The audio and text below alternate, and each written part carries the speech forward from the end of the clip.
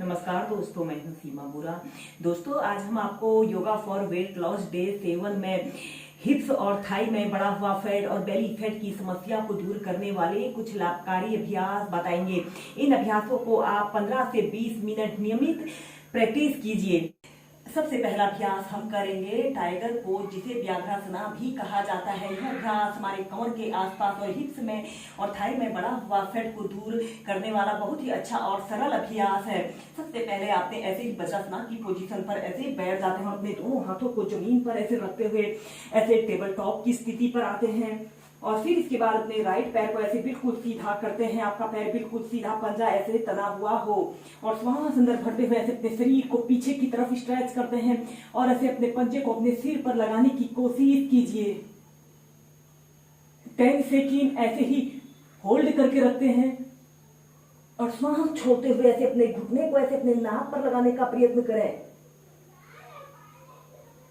फिर नीचे, फिर दूसरे पैर से भी करें। ऐसे अपने पैर को बिल्कुल सीधा रखते हैं और श्वास अंदर भरते हुए ऐसे अपने पंजे को ऐसे अपने सिर के समीप लाने की कोशिश करते हैं।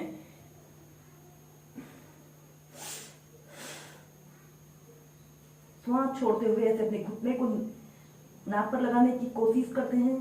फिर नीचे, श्वास अंदर भरते हुए पीछे।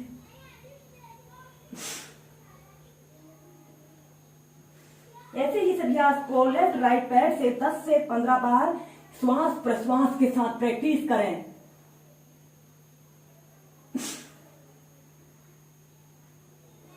इसके बाद चाइल्ड पोज में रिलैक्स करते हैं। दोस्तों, इसके बाद हम नेक्स्ट अभ्यास करेंगे प्लैंक एक्सरसाइज, जिसे संतुलन आसन भी कहा जाता है। सबसे पहले ऐसे ही वज्रासना की पोजीशन पर ऐसे बैठ जाते हैं और अपने दोनों हाथों को जमीन पर ऐसे रखते हुए और फिर इसके बाद आपने अपने दोनों पैरों को ऐसे सीधा रखते हैं, पूरे शरीर को ऐसे सीधा रखते हैं और ऐसे सीधे देखते हैं। 30 सेकंड से लेकर 1 मिनट तक ऐसे ही होल्ड करके रखें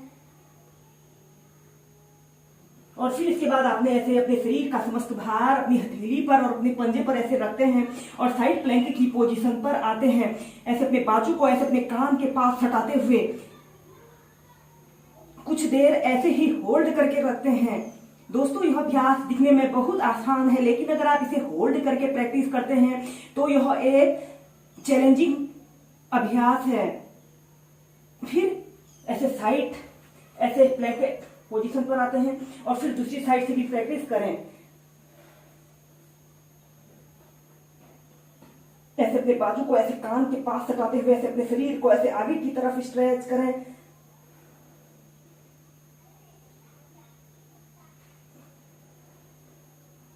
जितनी देर आप इसे होल्ड करके रख सकते हैं, होल्ड करके प्रैक्टिस करना चाहिए। और फिर इसके बाद आपने चाइल्ड पोज में रिलैक्स करते हैं। ऐसे ही इस अभ्यास को आप लेफ्ट राइट पैर से साइड प्लैंक अभ्यास को 4 से 5 बार प्रैक्टिस करें।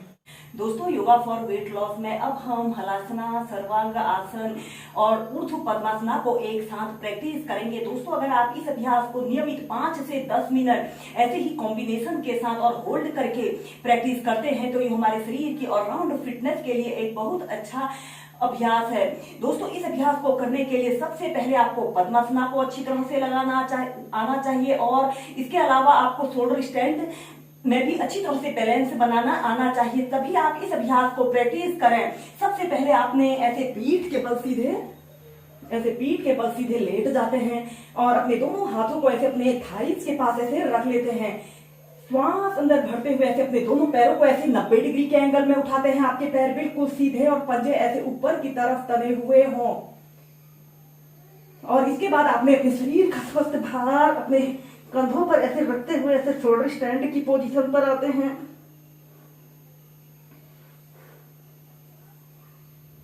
30 सेकंड ऐसे ही शोल्डर स्टैंड की पोजीशन पर रहते हैं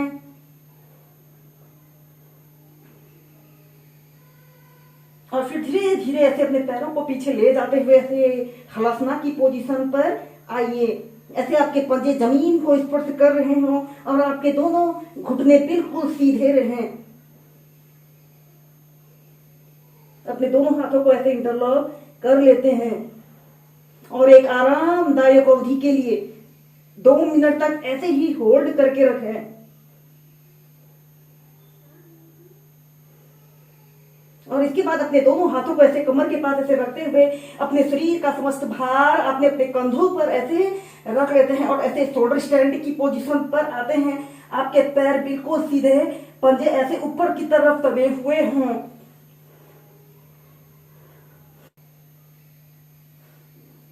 ऐसे शोल्डर स्टैंड की पोजीशन पर आते हैं। इसके बाद आपने अपने राइट पैर को उठाकर लेफ्ट थाइस के पास और लेफ्ट पैर को ऐसे राइट थाइस के पास ऐसे रख लेते हैं। ऐसे आपने पद्मासना को लगा लेते हैं। ऐसे ऊर्ध्व पद्मासना की पोजीशन पर आते हैं। 30 सेकंड से लेकर 2 मिनट तक ऐसे ही ऊर्ध्व पद्मासना की पोजीशन पर रहें। ऐसे बैलेंस बनाने की कोशिश करते हैं। जब आप ऐसे ही बैलेंस बना लेते हो तो फिर धीरे धीरे ऐसे आपने अपने घुटनों को ऐसे अपने कान के समीप लगाने की कोशिश कीजिए।